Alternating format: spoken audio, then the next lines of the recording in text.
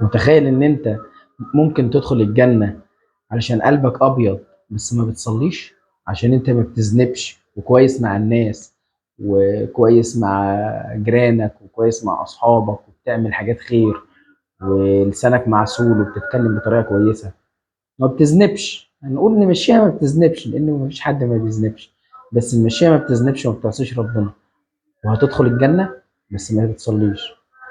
الشيطان بيدخل عنده دخلة كده للإنسان إن هو يحسسه إن أنت ممكن تدخل الجنة أو إن أنت ممكن ربنا يرضى عنك وأنت ما بتصليش بس قلبك أبيض. تقول لواحد تعالى يلا نروح نصلي، يقول لك لا أروح أصلي، ده في ناس، أنت بتكلمني في الصلاة، ما في ناس بتروح تصلي وناس منافقين وناس حرامية وناس سيئة جدا.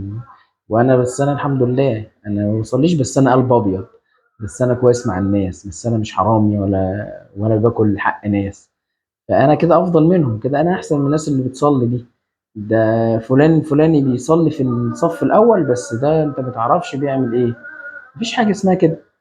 العاصي العاصي وبيصلي افضل من اللي ما بيعصيش وما بيصليش، مع اننا كلنا عصاه، مفيش حاجه اسمها مفيش حد بيعصي.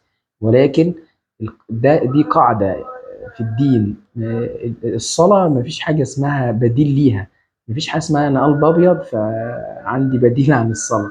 مفيش حاجه اسمها انا كويس مع الناس يبقى انا ده بديل عن الصلاه. الصلاة ملهاش بديل وفي كل الأحوال ما فيهاش بديل، وما ينفعش إن إحنا نوقفها. الصلاة ما بتقفش حتى في الحرب، ما بتقفش حتى في المرض، ما بتقفش في أي مكان. الصلاة بس اللي بيوقفها الموت. فراجع نفسك، ما فيش حاجة اسمها أنا قلب أبيض، لازم تصلي. لأن الدين عبادات ومعاملات. ما ينفعش أنت تقول أصل أنا معاملاتي كويسة فخلاص مش هعمل عبادات، أو أنا بعمل عبادات فخلاص أنا هبقى وحش مع الناس.